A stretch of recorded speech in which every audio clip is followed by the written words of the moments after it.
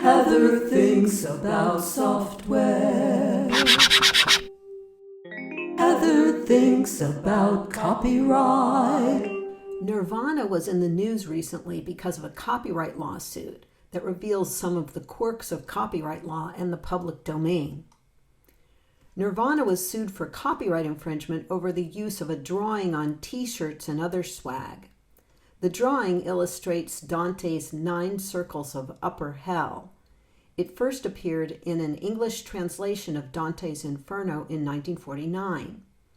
The lawsuit was brought by Jocelyn Bundy, the granddaughter of the artist C.W. Scott Giles. Now, you might think that using a copyrighted drawing without permission was pretty amateurish for a big band like Nirvana, and you would be right.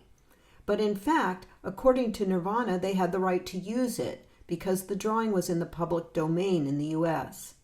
So the case was dismissed in the U.S., but Nirvana agreed to deal with the complaint in the U.K.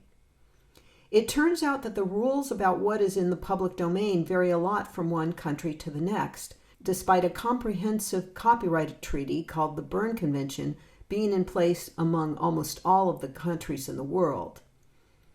A work of authorship falls into the public domain when it has no copyright protection at all. This can happen in a few ways, but the most common way is that the copyright expires or the owner waives the rights of the copyright, which is called dedicating the work to the public domain. Fun fact, the most famous public domain software in the world is SQLite. In the U.S., works created by U.S. government are also in the public domain.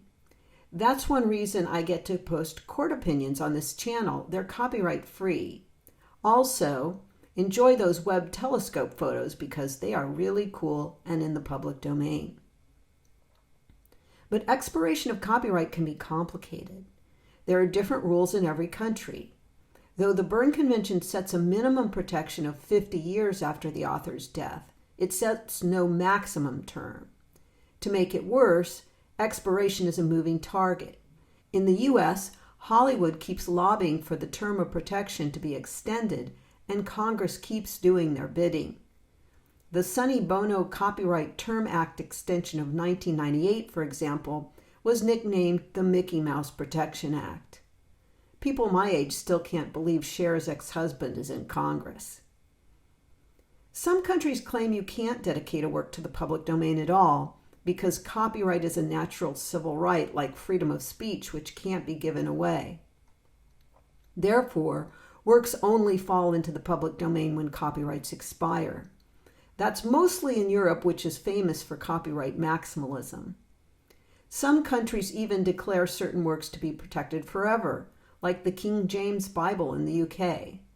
Some countries even have a paying public domain regime where even works with expired copyrights can be used only if you pay the authors, such as for Peter Pan in the UK.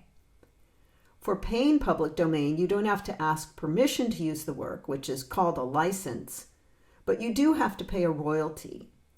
Some nations also exercise copyright over cultural patrimony. For example, the Italian Code of Cultural Heritage allows all Italian public cultural heritage institutions to sue for infringement for unauthorized use of their artworks. So figuring out whether something is in the public domain can be a puzzle. Maybe Nirvana got it wrong and maybe they didn't, but they probably didn't expect to be sued over a drawing from so long ago. Every year on January 1st, we celebrate Public Domain Day, because works usually fall into the public domain on the first day of the year when their copyright has expired. And by the way, you don't need a copyright notice or attribution on a public domain work, but I've included this one because any artist celebrating the Public Domain Day is my kind of artist. What's your favorite public domain work? Tell me in the comments. And thanks to all my new subscribers. If you have an idea for a topic for a video, please leave it in the comments below. Liking and subscribing makes me think more. Heather thinks about copyright.